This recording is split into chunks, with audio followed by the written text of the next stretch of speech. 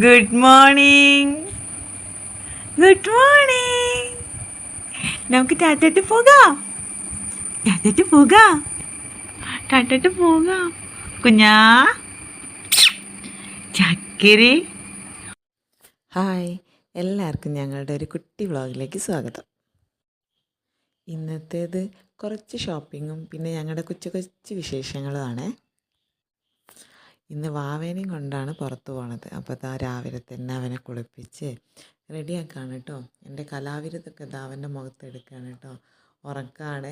അപ്പോൾ ഇതാ വേഗം ഒരു പുരികയും പൊട്ടും ഒക്കെ വരച്ചു കൊടുത്തിട്ടുണ്ട്.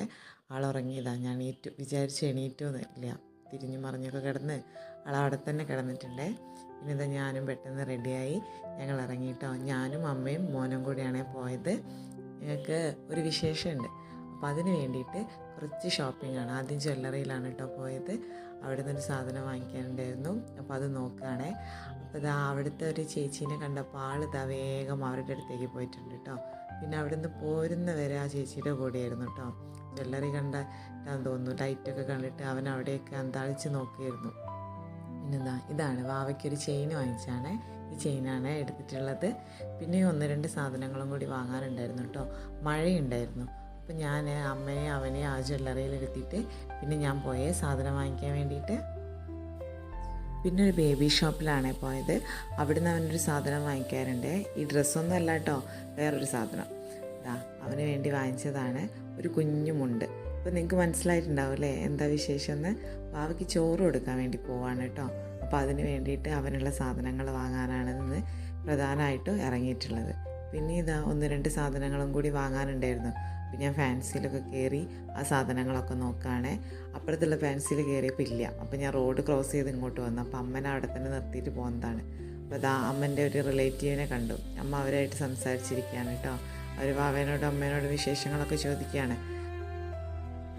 വാവതാ പുറത്തിറങ്ങി ഫുൾ ഹാപ്പിയാണ് കേട്ടോ.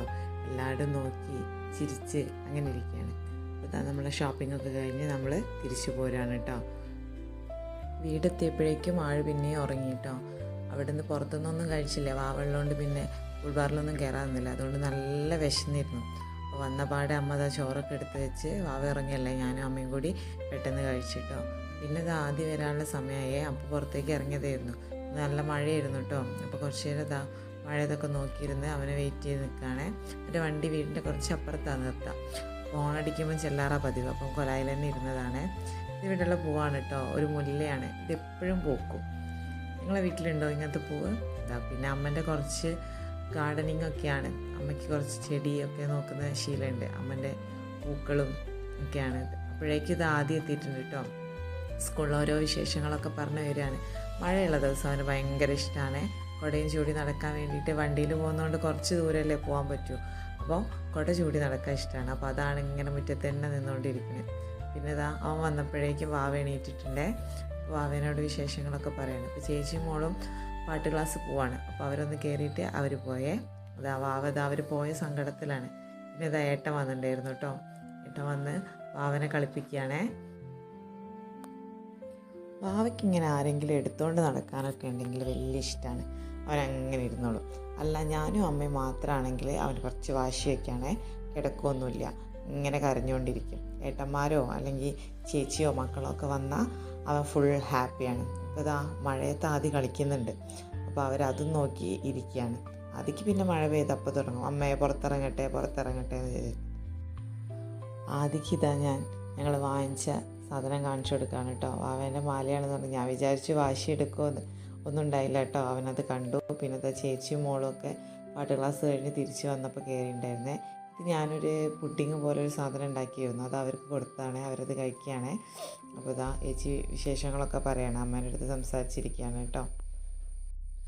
ഞങ്ങളെ വീഡിയോസ് ഇഷ്ടപ്പെടുന്നുണ്ടെങ്കിൽ നിങ്ങളൊരു കമൻറ്റും ലൈക്കും പിന്നെ സബ്സ്ക്രൈബും ചെയ്ത് ഒന്ന് സപ്പോർട്ട് ചെയ്യണേ. ഇപ്പോൾ ചേച്ചിക്ക് ഇതാ ഞാൻ മാല കാണിച്ചു കൊടുക്കുന്നുണ്ട്. അപ്പോൾ അവളിതാ എന്തൊക്കെയോ ചോദിക്കുന്നുണ്ട്. മാല നോക്കുകയാണ്. മോളത് കഴിക്കുന്നുണ്ട്. അപ്പോഴേക്കും അച്ഛനും വന്നിരുന്നു കേട്ടോ.